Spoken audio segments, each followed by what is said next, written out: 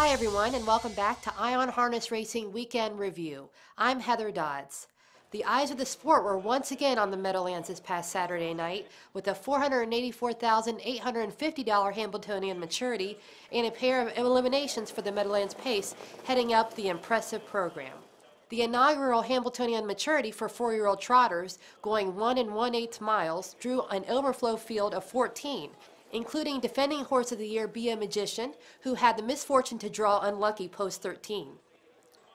Your Sylvain pulled a 7-1 upset, benefiting from a bull drive by trainer Aki Svanstedt, who gunned to the front with a 3-wide move on the backstretch and prevailed by 2 3/4 lengths in 2:05 and 3, ahead of Be a Magician and Flanagan Memory.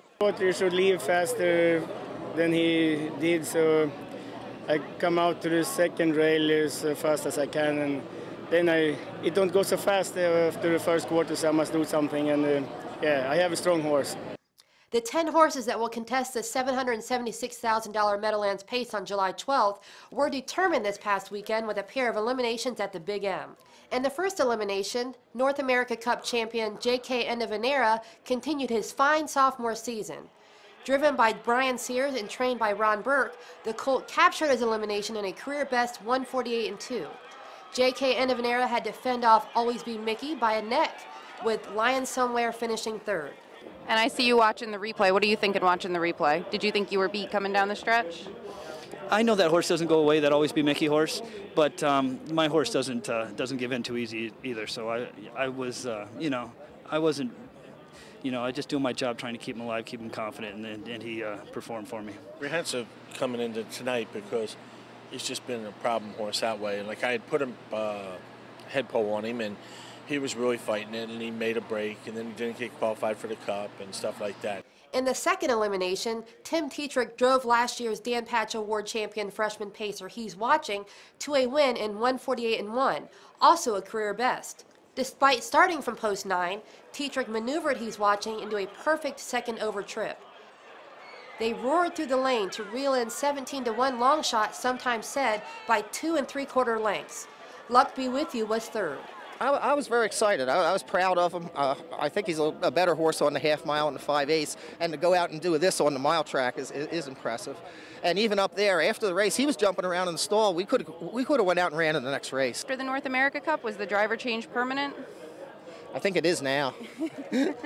And Timmy's won a lot of big races for me. He won Canadian Breeders' Crown with the Rock and Roll Dance last year, and I'm real happy to have him on the horse. Did you feel like you maybe took a little bit of time to get used to him, or is he a pretty easy horse to get along with? He's been, I thought I might have to take a little time, but he's really a nice horse. He's smart, and he lets me do my job, which, especially for not ever driving him, he's been super smart, and he's like a professional. The annual Hall of Fame inductions also took place this past weekend. We saw quite a crowd for the activities at Goshen Historic Track, including the annual Mr. and Mrs. Elbridge Gary $10,000 invitational trot for Hall of Fame drivers. Ron Pierce captured the race with 9-year-old trotter CSI What's My Name. It was John Campbell and Berto's Angel who finished second, while Mike LaChance and Twin B Alibi who finished third. Anything in history you want to tell us about? Yeah, when Mike first came over to the Meadowlands, he was in his prime. I mean, he was tough. And I was starting to get a complex because every time he'd get up alongside of me or he'd be in front of me, he'd always beat me or I could never get by him. I mean, this went on for a few months, but finally I beat him in a photo, and I went home feeling really good about myself. The Hall of Fame induction ceremony was later that night, where owner-breeder William Weaver and driver David Miller entered the Living Hall of Fame, and John Pavlock and Carol Kramer entered the Communicators Hall of Fame. We spoke to each of them, and you can find those interviews on www.ustrotting.com. But first, here's David Miller.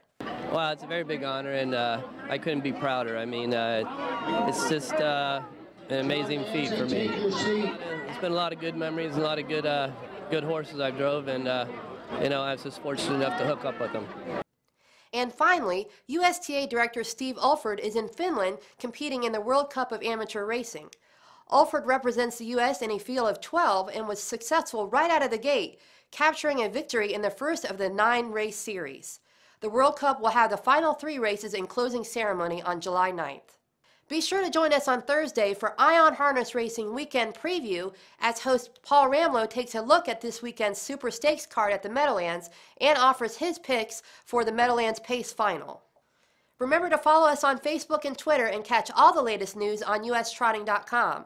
And you can follow me on Twitter with Heather_USTA. See you next time on Ion Harness Racing Weekend Review.